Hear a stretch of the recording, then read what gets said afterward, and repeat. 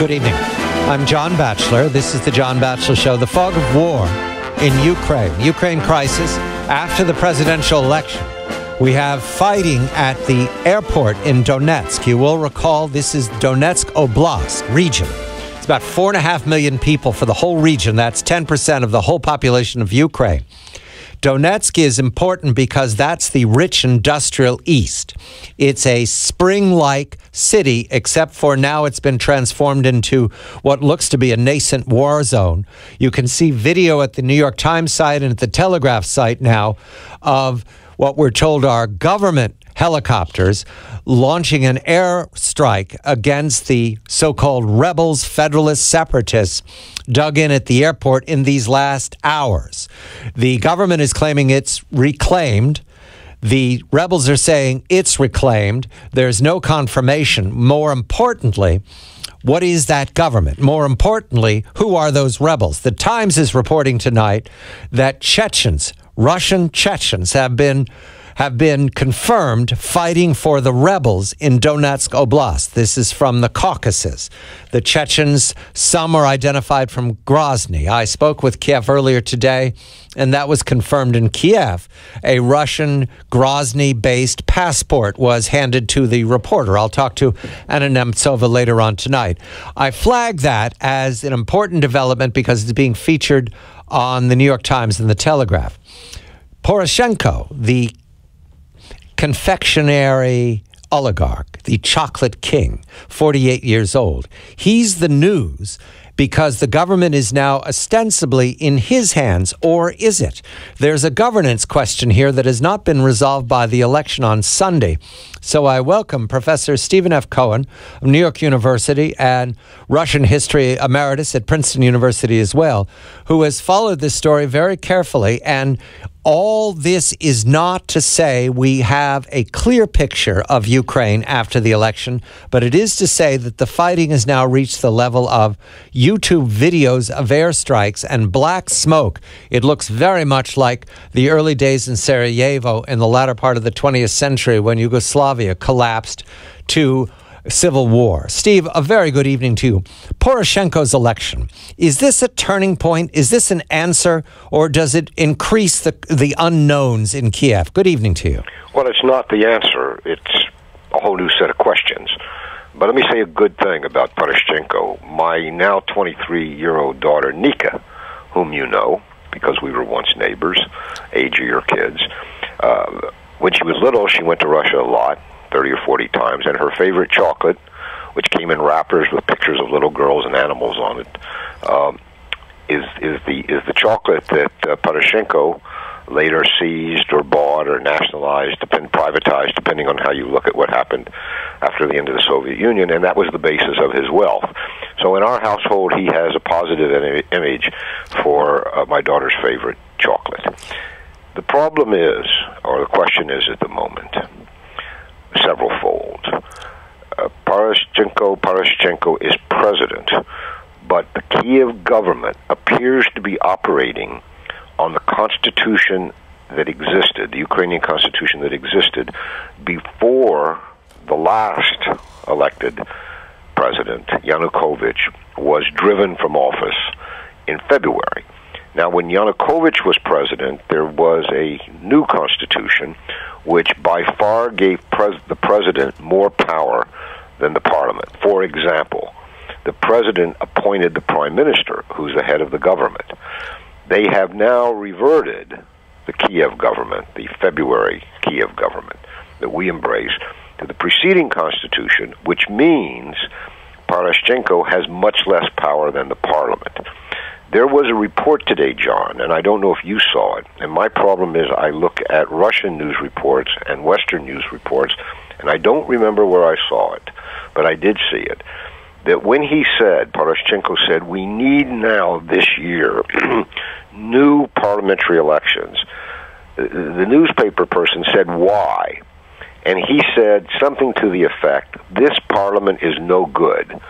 The country doesn't want it and doesn't trust it. It wants to vote it out. That would have been an exceedingly reckless thing for him to have said if he said it. But if he did say it, he clearly sees that his political not partner, but opponent in Kiev, is the parliament. And therefore, the first question is, who's going to exercise power in Kiev? The second question is, which of Mr. Poroshenko's conflicting statements is he going to act on, and in what order? So, he said that he's going to the southeastern part of the country to negotiate, as I think he should, but he's going to continue what Kiev calls the anti-terrorist operation. That is the war against the insurgency in the southeast. You can't do both. He can't even get there. I mean, that's the significance of this fight over the airport in Donetsk. He said he wants to talk to Putin, knows him well, gets along with him. But he doesn't know if he's going to Moscow. He's got to go to Brussels first, and I wouldn't be surprised if he showed up in Washington. So he may be tugged in various directions, but he has to decide, if he's got any power, what his priorities are. And at the moment, his only priority was getting elected. And one last point. The Wall Street Journal, the New York Times, the Washington Post are saying Ukraine has elected a president and has voted for the West because Poroshenko says he wants to join the European Union. That's a false statement. The election returns were primarily from Western Ukraine and Kiev. East barely voted. So what we can say is Kiev and Western Ukraine elected a president. And on the eve of the election, I said to you, John, there's a question here that if that happens, if the vote in southeastern Ukraine is very low or inconsequential, that would be another step toward two Ukraines, the partition of the country. So I'd say there are no answers, but a lot of questions tonight. The quote I have from Mr. Poroshenko within these last hours, I am convinced that this election must finally bring peace to Ukraine, stop lawlessness, stop chaos, stop bandit terror in the east. People with weapons must be removed from Ukrainian streets, Ukrainian villages, and cities. Steve, that is either naive, or it might just be stupid, or he is not telling us what he knows because he's ordering these attacks to continue. And we will speak of this, but I talked to Kiev. These attacks are being launched not by a military authority, not by centralized command and control.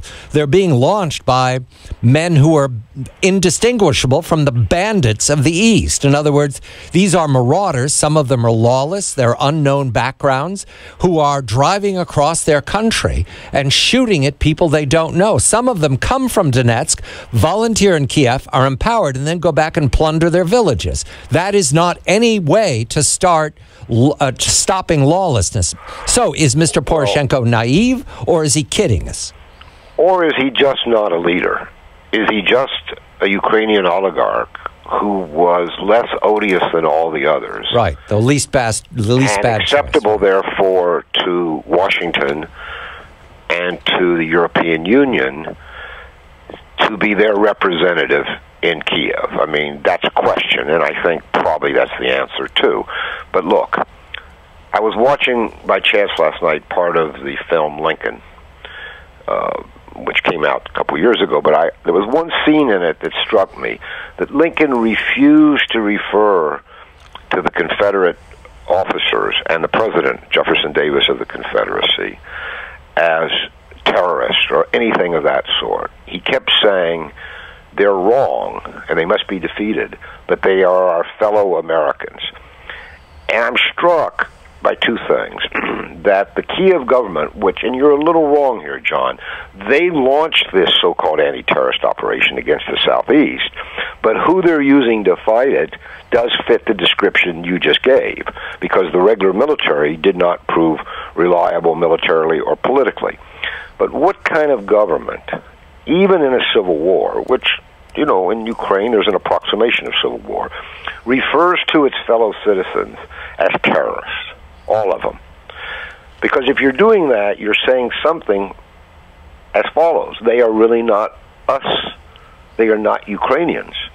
They are not fellow citizens. Therefore, we don't negotiate with them. We kill them or let them go to Russia. And that is precisely the policy we don't want. Now, I had hoped or thought that Poroshenko would not use that language. But as soon as he was elected, his first statement was, I will continue, and he said, I will intensify. Right. The anti-terrorist. I mean, focus on these words. There's fighting in the southeast. Whether you or I think the government, Kiev, has the right to send troops there. I don't think they have that right. I think they should be sending negotiators, not troops. But leave that aside. But to call those people down there, including the civilians you're killing, terrorists, reveals a mentality that is part of the problem. And when Poroshenko ups and uses it within the first 24 hours of his election, it's not a good sign for anyone. Steve Cohen, Professor Stephen F. Cohen of New York University and Princeton, Russian History Emeritus, the author of 2 articles at thenation.com, one about the new Cold War, that's now apparent, no longer a debate, the other about the Cold War without a debate, and that's what Steve and I are engaging in right now, because Poroshenko, as Steve says, many more questions, no answers, the chocolate king. If this was Gilbert and Sullivan, we'd understand we were supposed to laugh. But I'm looking at the picture of bodies, some of them dressed in camouflage, the bodies in the streets of Donetsk, and that is not a laugh track. I'm John Batchelor.